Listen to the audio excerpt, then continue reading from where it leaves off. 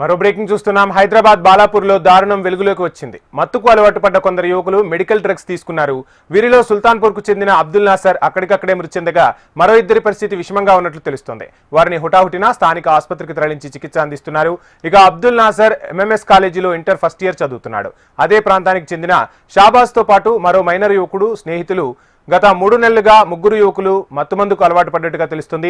ఈ నేపథ్యంలోనే నాసర్ అతని స్నేహితులైన షాహీన్ నగర్ కు చెందిన సాహిల్ నుంచి గుర్తు తెలియని మాత్రలు, ఇంజెక్షన్లు కొనుగోలు చేసేవాడు. నిర్మానుష్య ప్రదేశంలోకి వెళ్లి సాహిల్ సాయంతో నాసర్ అతడి ఇద్దరు స్నేహితులు ఈ మత్తు ఇంజెక్షన్లు, టాబ్లెట్లు తీసుకునేవారు.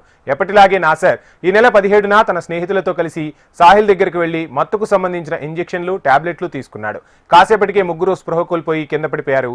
దీంతో వారిని హుటాహుటిన ఆసుపత్రికి తరలించారు. పరిస్థితి విషమించడంతో నాసర్ ఆదివారం రాత్రి మృతి చెందినట్టుగా తెలుస్తుంది. మరో ఇద్దరు యువకుల పరిస్థితి కూడా విషమంగా ఉన్నట్లు సమాచారం. ఈ అంశానికి సంబంధించి ఫుల్ డీటెయిల్స్ మా హైదరాబాద్ బ్యూరో చీఫ్ రమణ అందిస్తారు. రమణ, చూస్తూ ఉన్నాం ప్రభుత్వం ఎంత కట్టడి చేసినా డ్రగ్స్ని, అదేవిధంగా ఇటువంటి మత్తు పదార్థాల వైపు యువతను వెళ్ళొద్దని చెప్పినా రోజు ఏదో ఒక చోట ఇటువంటి ఘటనలు వెలుగు చూస్తూనే ఉన్నాయి. సో ఇంకా ఎటువంటి మార్పులు రావాలంటారు? ఓవరాల్గా ఈ ఘటనకు సంబంధించిన ఫుల్ డీటెయిల్స్ ఏంటి రమణ? అంటే మీరు అన్నట్టుగానే అదొకటి ప్రభుత్వం సంబంధించిన నిర్లక్ష్యం ఉంది. దానికి తోడు యూత్ కూడా ఇప్పుడు నేటి తరం కూడా మత్తు కోసం వెంపర్లాడుతున్న పరిస్థితులే ఉన్నాయి. దానికి తోడు అంటే ముఖ్యంగా డ్రగ్స్, గంజాయి కోసం ఎవరైతే ప్రయత్నాలు చేస్తున్నారో అవి దొరకనప్పుడు ప్రత్యామ్నాయ మార్గాల్లో భాగంగా ఇట్లా ఈ మెడికల్ సంబంధించినటువంటి అంటే మత్తు ఇంజక్షన్లు కావచ్చు, మత్తు టాబ్లెట్స్ అది తీసుకోవడం అనేది ఒక అలవాటుగా మారింది. చాలా మంది యూత్ ముఖ్యంగా నగరంలో ఇట్లా మత్తు ఇంజక్షన్లు, మత్తు టాబ్లెట్లకు అలవాటు పడ్డారు. ఇవైతే ఈజీగా తీసుకోవచ్చు అనేటువంటి ఒక భావనలో ఉన్నారు. అయితే నిజానికి డాక్టర్ ప్రిస్క్రిప్షన్ లేని ఇలాంటి ఇంజక్షన్స్ ఇవ్వద్దు. దానికి తోడు ఆ ఇంజక్షన్స్ తర్వాత టాబ్లెట్స్ కూడా పరిమితికి మించి ఇవ్వద్దు. కానీ ఇక్కడ హైదరాబాద్ లో మాత్రం మనకు చాలా మెడికల్ షాపుల్లో ఇష్టారాజ్యంగా వీటిని అమ్మకాలు చేస్తున్నారు. దాని మూలంగానే, దాని పర్యవసానంగానే ఇలాంటి ఇన్సిడెంట్స్ జరుగుతున్నాయి. ముఖ్యంగా ఇప్పుడు మనం ఇన్సిడెంట్ చూసినప్పుడు అబ్దుల్ నాజర్, అతనితో పాటు ఈ షాబాజు, తర్వాత మరొక మైనర్ యువకుడు, వీరంతా కూడా చాలా రోజులుగా ఈ మత్తు పదార్థాలకు బానిసైన ఇంజక్షన్స్ తీసుకోవడం కావచ్చు, టాబ్లెట్ వేసుకోవడం చేస్తూ ఉన్నారు. అందులో భాగంగానే అబ్దుల్ నాజర్ కూడా ఎప్పటిలాగే ఇంజక్షన్ తీసుకున్నాడు. అతనితో పాటు మరో ఇద్దరు స్నేహితులు కూడా తీసుకున్నారు. అయితే నాజర్ మాత్రం అపస్మారక స్థితిలో వెళ్ళాడు. వెంటనే అతన్ని ఆసుపత్రి తరలించి చికిత్స కొనసాగించినా కూడా అతని ప్రాణాలు మాత్రం దక్కలేదు. అంటే ఇవన్నీ కూడా చాలా డైరెక్ట్ గా మెదడుపై ప్రభావం చూస్తాయి.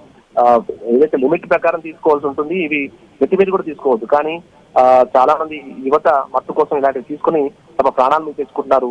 దీనికి సంబంధించి ఖచ్చితంగా ఇటు వైద్య ఆరోగ్య శాఖ, తర్వాత పోలీసులు ఇదంతా కూడా చర్యలు చేపట్టాల్సిన అవసరం ఉంది. ఈ ఇన్సిడెంట్ అంటే ఇప్పుడు వెలుగులోకి వచ్చింది, కానీ నగరంలో చాలా చోట్ల ఈ దందా అయితే పెద్ద ఎత్తున కొనసాగుతుంది. పోలీసులు అప్పుడప్పుడు తర్వాత ఈ మెడికల్ సంబంధించినటువంటి ఏదైతే డిపార్ట్మెంట్స్ ఉంటాయో, ఎన్ఫోర్స్మెంట్ టీమ్స్ రంగంలోకి దాడులు చేస్తున్నాయి. కానీ అవి కేవలం ఆ దాడులు జరిగినప్పుడు మాత్రమే కేవలం ఈ అమ్మకాలు కొంత ఆగిపోతున్నాయి. కానీ తర్వాత శరమామలు కొనసాగుతున్నాయి. దాని పర్యవసనంగానే ఇలాంటి ఇన్సిడెంట్స్ జరుగుతున్నాయి. ఇప్పటికైనా ఈ మెడికల్ సంబంధించిన దుకాణాలపై కావచ్చు, మిగతా అన్ని చోట్ల ఖచ్చితంగా ప్రిస్క్రిప్షన్, డాక్టర్ ప్రిస్క్రిప్షన్ లేదే ఇలాంటి మందులు అమ్మడానికి వీలు లేదనేటువంటి ఒక స్ట్రిక్ట్ ఆదేశాలు జారీ చేయాల్సిన అవసరం ఉంది. ఇలా ఈ అమ్మకాలపై ఖచ్చితంగా నిషేధాలు కొనసాగినప్పుడు మాత్రమే ఖచ్చితంగా వీటికి సంబంధించి కట్టడయ్యే అవకాశం ఉంటుంది. ప్రస్తుతం ఈ ఇన్సిడెంట్ సంబంధించి మాత్రం నాగరే కాకుండా ఇప్పుడు షాబాద్ కూడా కొంత ఆరోగ్య పరిస్థితి కొంత విషమంగా ఉన్నట్టు చెప్తున్నారు. మరొక మైనర్ యువకులు కూడా ప్రస్తుతం ఆసుపత్రి చికిత్స పొందుతున్నారు. వీరు చాలా రోజులుగా ఈ ఇంజక్షన్స్, ఈ మందులు కూడా వాడుతున్నారు.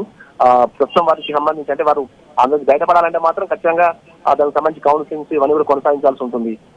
ఇట్లా చాలా మంది చూస్తున్నారు. కాబట్టి ఇప్పటికైనా ప్రభుత్వం, ఇటు పోలీసులు దీనిపై దృష్టి సారించాల్సిన అవసరం ఉందని అభిప్రాయాలు చెప్తాం.